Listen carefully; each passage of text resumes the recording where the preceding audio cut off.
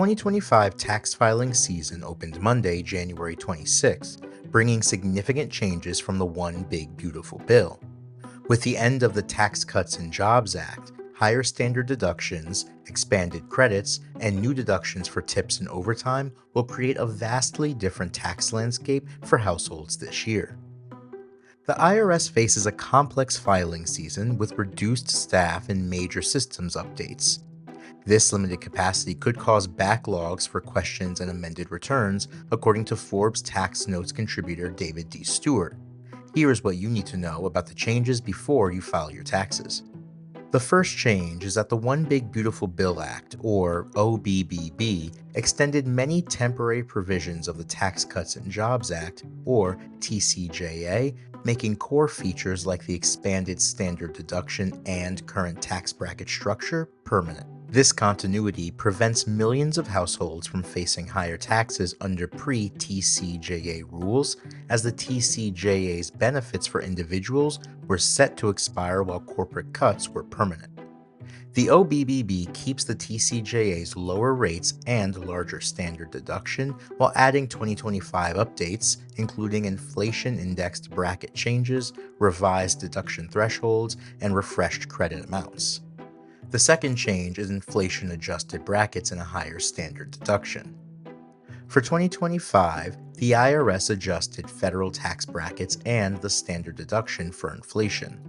Widening the 7 tax brackets helps prevent so-called bracket creep, keeping more income in lower rates.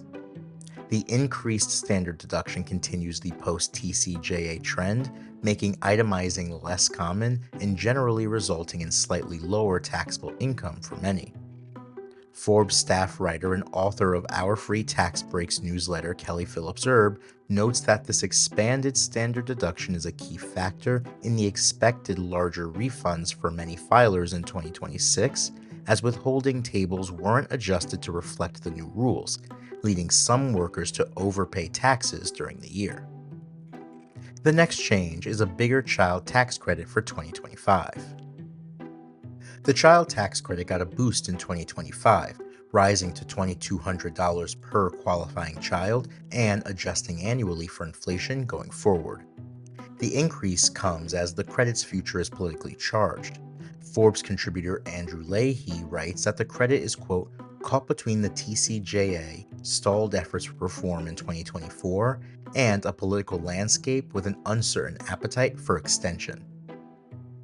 For families, the immediate impact is straightforward.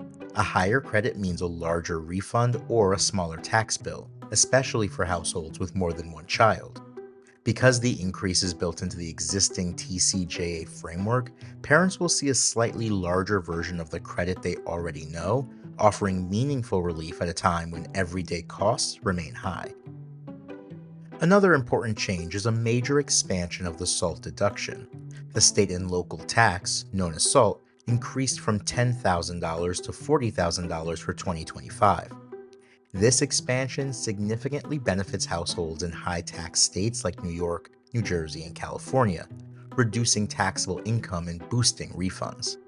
The full benefit, however, phases out for incomes above $500,000.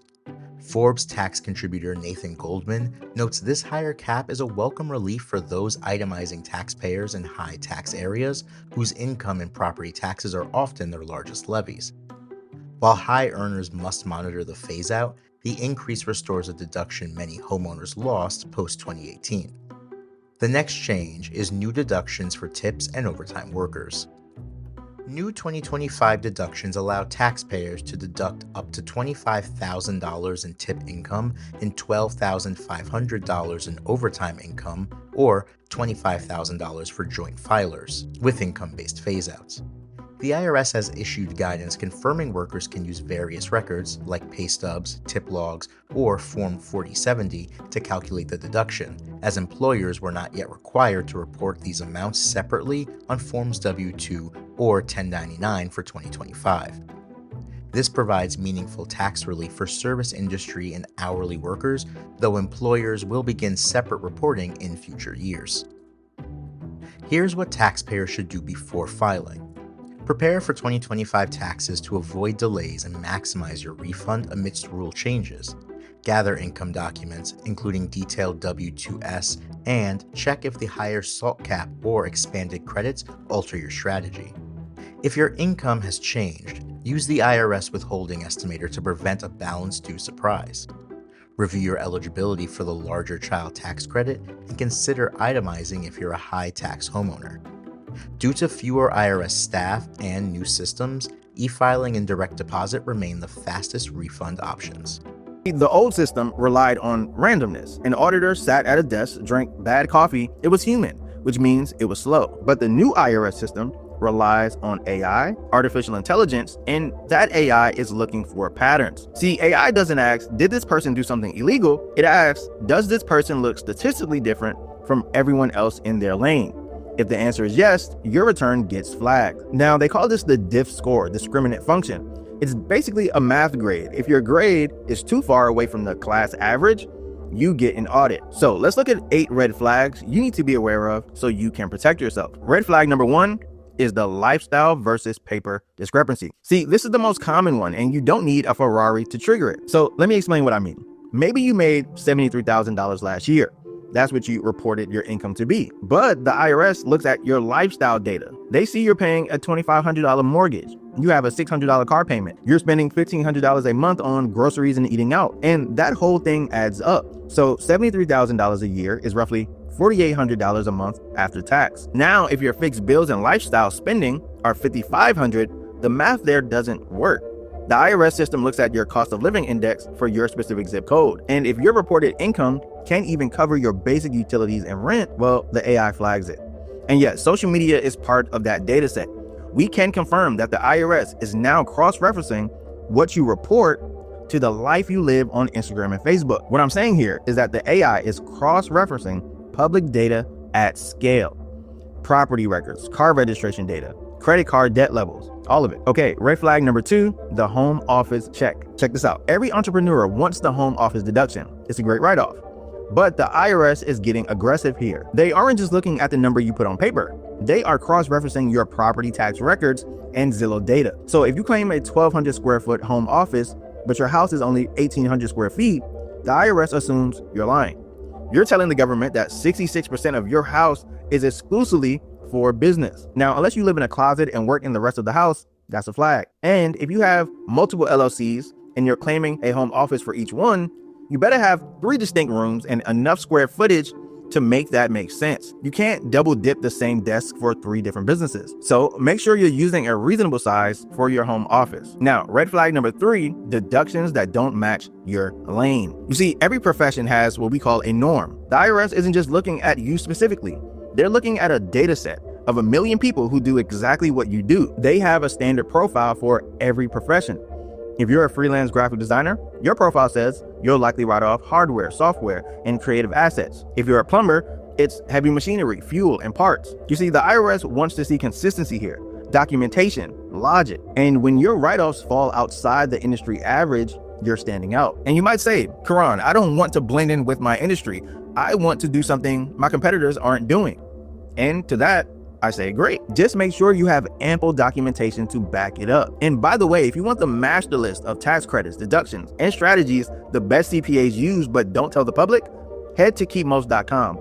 There are over 90 of them you can use to lower your taxes today. Now, red flag number 4 is the loan car vehicle write-off. I see this on the internet all the time. Go buy a G-Wagon and write the whole thing off with Section 179 or bonus depreciation. And I love that deduction, but wait a minute, slow down. If you have one car registered to your name and you claim 100% business use for it, the IRS is going to laugh at you. Do you walk to the grocery store? Do you bike to your kid's soccer game? Do you never, ever use that car for a personal errand? You see, the IRS looks at your household. If there's only one car and that car is 100% business, that's a statistical anomaly. They're going to ask you for your mileage log. And if you don't have a thorough log, meaning you tracked it as it happened and not 6 months later in an Excel sheet, they are likely to disqualify the whole depreciation. You'll owe the tax back on the car. So instead, be realistic and use mileage apps to substantiate your business use. Red flag number 5 is business versus hobby. You see, losing money in 1 year is business. You've all been there. Now, losing money 3, 4, 5 years in a row is different. At some point, the IRS asks, Is this a legitimate business or just a hobby you're using to lower your tax bill? Section 183 of the tax code, look it up. It's the hobby loss rule. If you aren't showing a path to profit, you're a target for an audit. Now you might ask, Karan, why does the IRS care if I'm trying to build something? And here's why. They think you're using a side hustle to subsidize your personal life. If they decide it's a hobby, they don't say stop, they go back. And by that, they reverse your deductions for the last 3 years. They add penalties, they add interest. So bulletproof yourself here by showing intent, separate bank accounts, a business plan, marketing. Okay, red flag number 6, the steak dinner trap. Let's talk meals here. The rule is ordinary and necessary, and it's 50% deductible right now if it's for client meeting. If you're a sole proprietor making $60,000 a year and you have $12,000 in meals, the IRS is going to flag you. That's 20% of your gross income spent on eating out. If the IRS sees spending at 7-Eleven, Starbucks, and the local pizza spot every Friday night, that doesn't sound like a business meeting. They're going to look for the names of who you were with and the business purpose. No receipt, no notes, you lose the deduction. Now, red flag number 7 is the STR loophole abuse. You probably heard of the short-term rental loophole.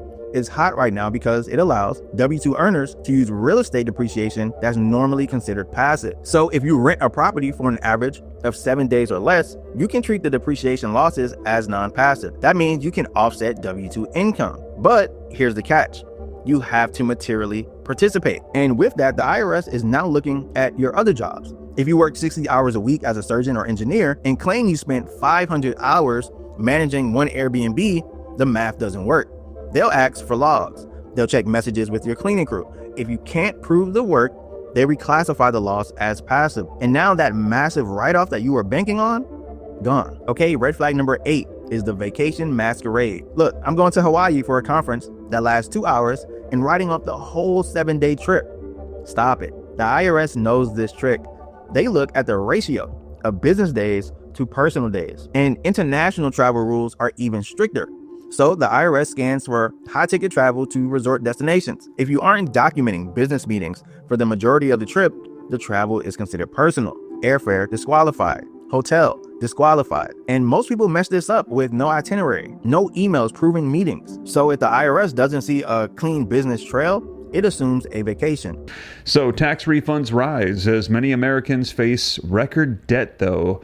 This article says tax season is underway, and many Americans could see larger refunds this year.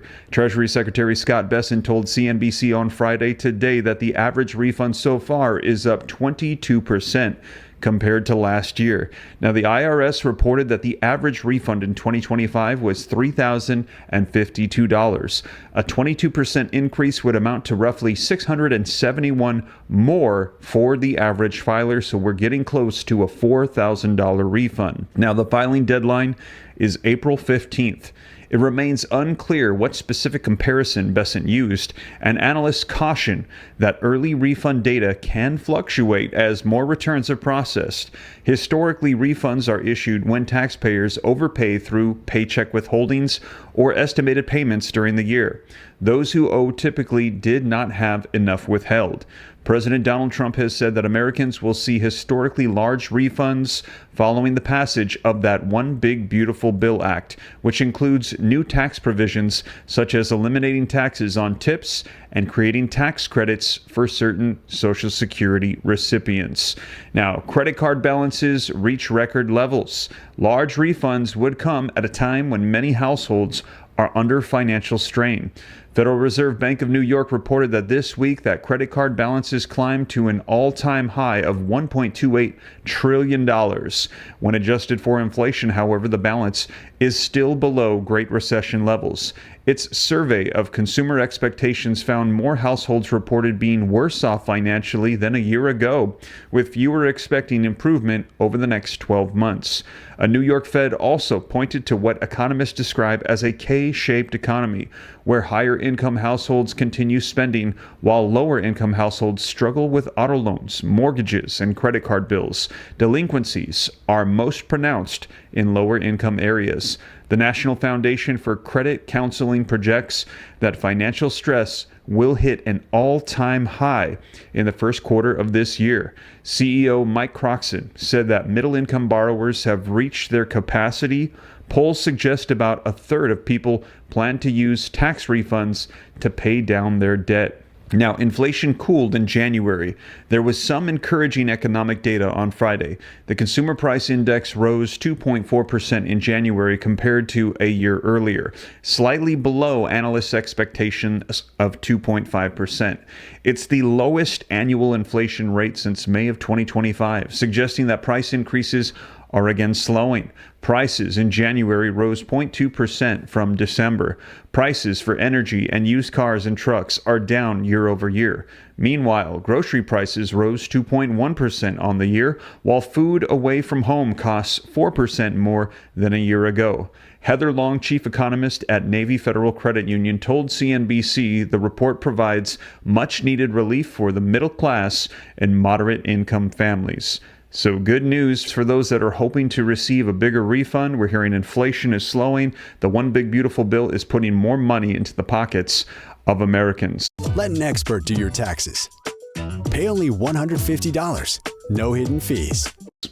Now, here's another article. Let's go ahead and take a look at this one coming out today. The average tax refund is up 22%. Besant has said what filers can expect this filing season. Now, it says the average tax refund is 22% higher so far this season. Treasury Secretary and Acting IRS Commissioner Scott Besant told CNBC's Squawk Box on Friday today. The 2026 tax season opened January 26th, and the IRS has not yet released official filing data. It's unclear how many days of returns Besant's figures reflect or what comparison period he has used. However, early data can be deceiving. Andrew Lutz, Director of Tax Policy for the Bipartisan Policy Center, a nonprofit think tank, wrote in a tax season guide on January 22nd.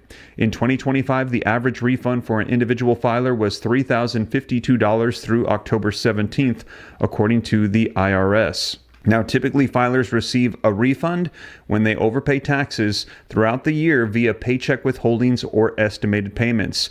Alternatively, filers owe a balance when they don't pay enough.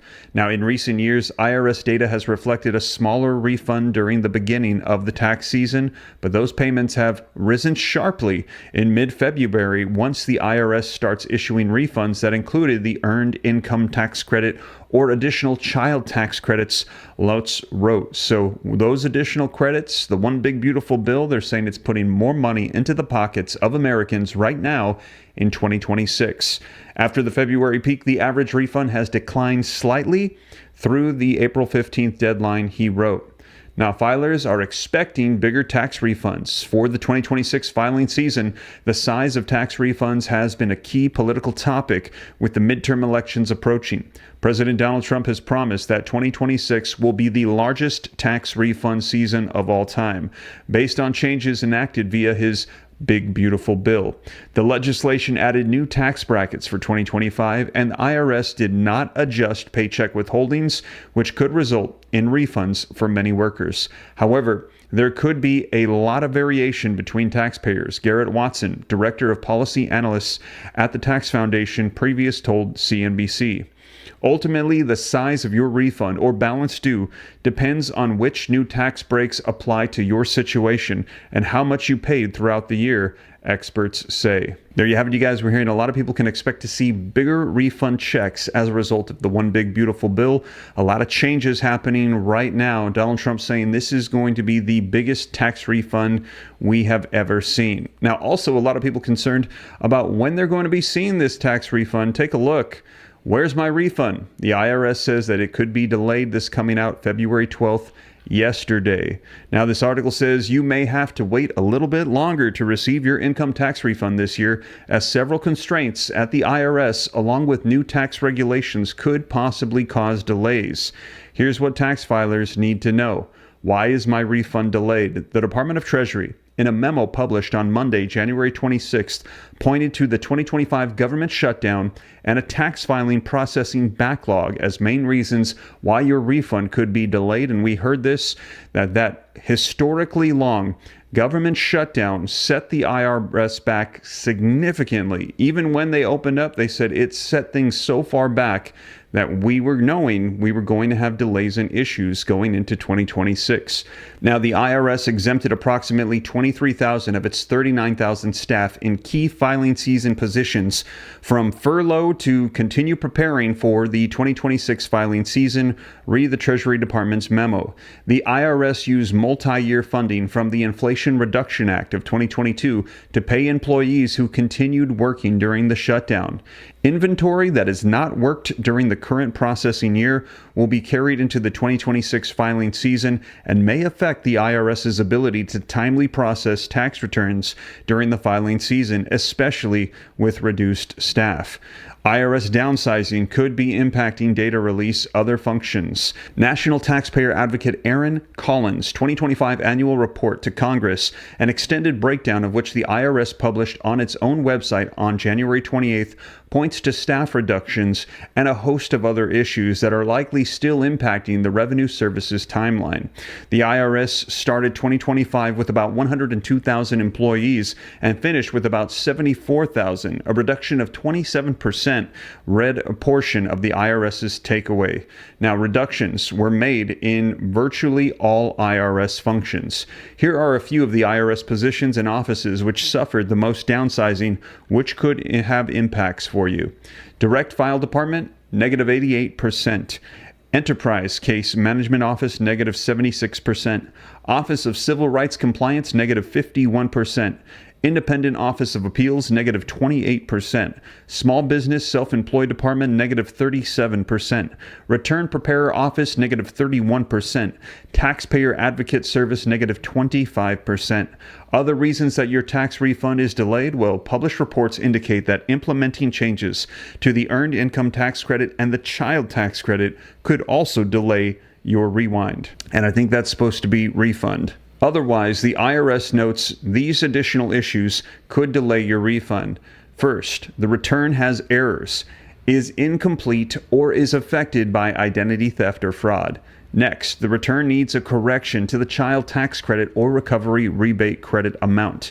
Also, the return has a claim filed for an earned income tax credit, additional child tax credit, or includes a Form 8379 Injured Spouse Allocation PDF. Also, the time it takes a taxpayer's bank or credit union to post the refund to the taxpayer's account. Now, how can I check the status of my refund in New Jersey, or any state for that matter? Garden State residents can track New Jersey tax refunds through the New Jersey Treasury or for your state. You can use the IRS refund tracker as well if you want to track your 2026 federal income tax refund at the source.